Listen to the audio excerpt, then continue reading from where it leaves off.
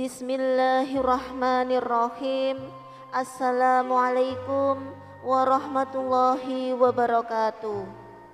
Alhamdulillahirabbil alamin. Wassalatu wassalamu ala asyrafil anbiya'i wal mursalin wa ala alihi wa sahbihi ajma'in. Amma ba'du. Sahabat beriman yang dirahmati Allah, mari kita jernihkan hati dan pikiran kita untuk meresapi pesan-pesan Islami yang bisa membawa perubahan positif dalam kehidupan kita. Amin ya rabbal alamin. Sahabat beriman yang dirahmati Allah, marilah dalam kesempatan yang berbahagia ini, pada hari yang mulia ini, di bulan yang mulia ini, serta waktu yang penuh keberkahan ini, kita senantiasa berusaha meningkatkan ketakwaan dan keimanan kita kepada Allah Ta'ala dengan menjalankan semua kewajiban dan menjauhkan diri dari segala yang dilarang dan diharamkan semampu kita. Karena hanya dengan takwalah kita akan memperoleh solusi atas segala permasalahan, anugerah di luar dugaan, di dunia memperoleh kebahagiaan, serta di akhirat mendapat kemuliaan. Sahabat beriman yang dirahmati Allah, Rasulullah datang sebagai rahmat bagi alam semesta. Kedatangan Rasulullah tidak hanya nikmat bagi umat muslim atau manusia saja, tetapi seisi alam mensyukuri kedatangan beliau sebagai bentuk kasih sayang Allah.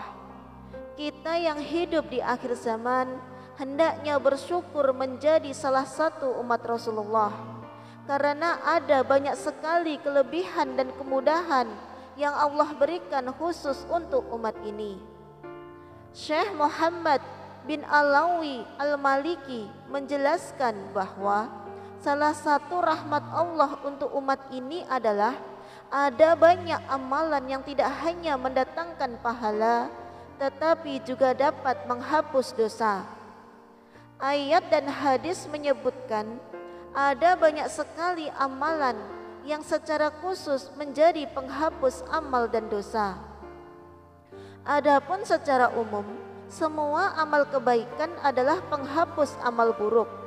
Allah berfirman dalam Quran surat Hud ayat 114, Innal hasanati yudhibna sayyiat, yang artinya sesungguhnya perbuatan-perbuatan baik menghapus kesalahan-kesalahan.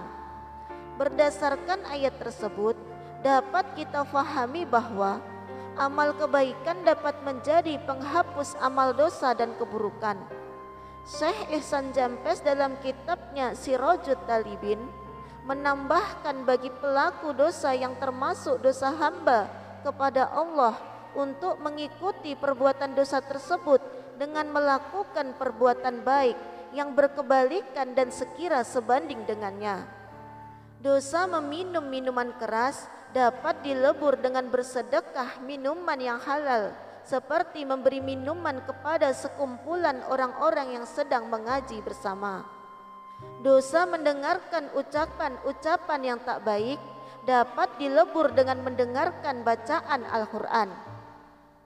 Dosa memakan harta riba dapat dilebur dengan bersedekah makanan yang halal dan baik, dan seterusnya dan seterusnya.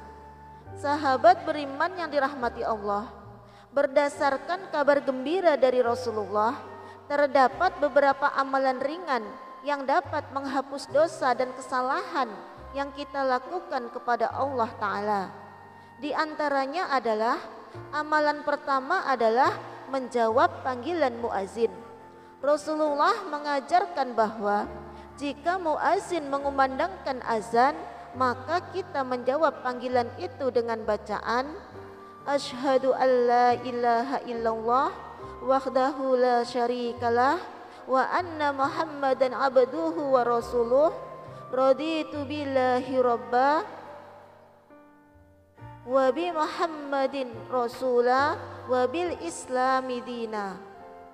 Asyhadu an la ilaha illallah wahdahu la syarikalah wa anna Muhammadan abduhu wa rasuluh. Raditu billahi rabba wa bi Muhammadin rasula wa bil islami dina. Aku bersaksi bahwa tidak ada Tuhan selain Allah satu-satunya, tidak ada sekutu baginya, dan bahwa Nabi Muhammad hambanya dan rasulnya.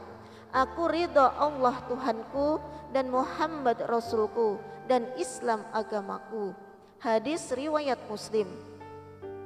Rasulullah menyampaikan bahwa orang yang membaca doa ini saat mendengar suara azan, maka Allah akan mengampuni dosanya berdasarkan hadis riwayat Imam Muslim tersebut.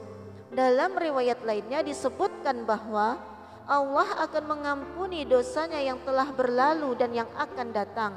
Sungguh sebuah kabar gembira dari Allah dan Rasulullah bagi kita umat Rasulullah yang setiap hari banyak melakukan salah dan dosa. Sahabat beriman yang dirahmati Allah, amalan kedua penghapus dosa adalah berjabat tangan dengan sesama muslim.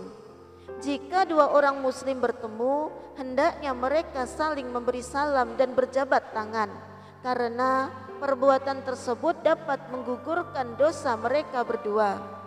Rasulullah bersabda dalam hadis riwayat Abu Daud yang artinya, tidaklah dua orang muslim bertemu lalu keduanya berjabat tangan kecuali Allah akan mengampuni mereka hingga mereka berpisah. Hadis riwayat Abu Daud. Secara historis, berjabat tangan sudah dikenal umat manusia sejak masa yang sangat lama.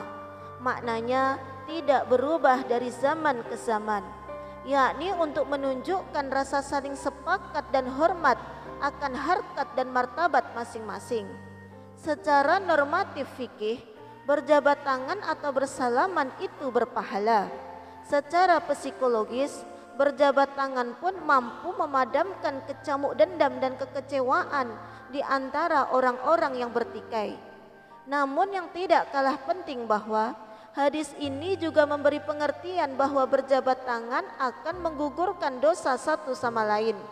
Hanya saja dengan ketentuan bahwa masing-masing berniat untuk memperbaiki hubungan kedua belah pihak dan bertekad akan terus menghentikan perang dingin. Jadi bukan karena terpaksa di bawah tekanan pihak tertentu atau karena berpura-pura saja. Berjabat tangan adalah sebuah amalan ringan yang dapat menghapus dosa-dosa kita. Sahabat beriman yang dirahmati Allah, amalan ketiga penghapus dosa adalah berdoa setelah makan. Rasulullah bersabda dalam hadis riwayat Ibnu Majah, siapa yang makan lalu berdoa, segala puji bagi Allah yang telah memberiku makan dengan makanan ini dan memberiku rezeki tanpa daya dan upaya dariku, akan diampuni dosanya yang telah berlalu. Hadis riwayat Ibnu Majah. Saat tubuh memerlukan tambahan energi, kita merasakan lapar. Setelah makan, Allah mendatangkan nikmat rasa kenyang dan kembalinya energi tubuh. Dalam situasi ini, kita tentu harus berterima kasih kepada Allah atas rezekinya. Namun demikian, Allah tidak menyia-nyiakan setiap perbuatan hamba. Allah memberi hadiah lain kepada orang yang bersyukur setelah makan, yakni menghapuskan dosa jika kita berdoa dan bersyukur kepada Allah Ta'ala. Berdoa setelah makan adalah sebuah amalan ringan yang dapat menghapus dosa-dosa kita. Amalan yang keempat penghapus dosa adalah membaca amin bersama imam. Dalam sholat fardu berjamaah, di mana imam membaca Al-Fatihah secara jahar, makmum disunahkan untuk membaca amin bersama imam. Jika ada makmum yang membaca amin bersamaan dengan para malaikat, maka Allah akan mengampuni dosanya. Rasulullah bersabda dalam hadis riwayat Imam Muslim, jika imam membaca amin, maka ikutlah membaca amin, karena siapa yang aminnya bebarengan aminnya para malaikat, Allah mengampuni dosanya yang telah berlalu. Hadis riwayat Muslim. Bagaimana agar makmum mengucapkan amin bersama dengan malaikat? Imam Nawawi menjelaskan bahwa cara menyamakan bacaan amin dengan malaikat adalah dengan membaca amin bersamaan dengan imam. Ibnu Munir menyatakan bahwa hadis di atas mengisyaratkan hikmah berupa anjuran untuk mempertahankan kondisi sadar dalam sholat, karena para malaikat adalah hamba Allah yang tak pernah lalai. Sahabat beriman yang dirahmati Allah, walhasil ada 4 amalan ringan namun bisa menjadi penghapus dosa, yaitu menjawab panggilan muazin, berjabat tangan dengan sesama muslim, berdoa setelah makan, dan membaca amin bersama imam. Kesemuanya itu merupakan sunnah Rasulullah, petunjuk Rasulullah. Dengan menjalankan sunnah Rasulullah berarti kita sudah berupaya menjaga kecintaan, mahabbah kita pada Rasulullah. Semoga Allah menolong kita senantiasa mencintai Rasulullah, menghidupkan sunnah-sunnahnya dan menghapus dosa-dosa kita. Semoga Allah membimbing kita dan keluarga kita serta umat Islam untuk senantiasa istiqomah di jalannya. Amin ya rabbal alamin. Demikianlah yang dapat saya sampaikan. Semoga bermanfaat untuk kita semua. Akhirul kalam, wassalamualaikum warahmatullahi wabarakatuh.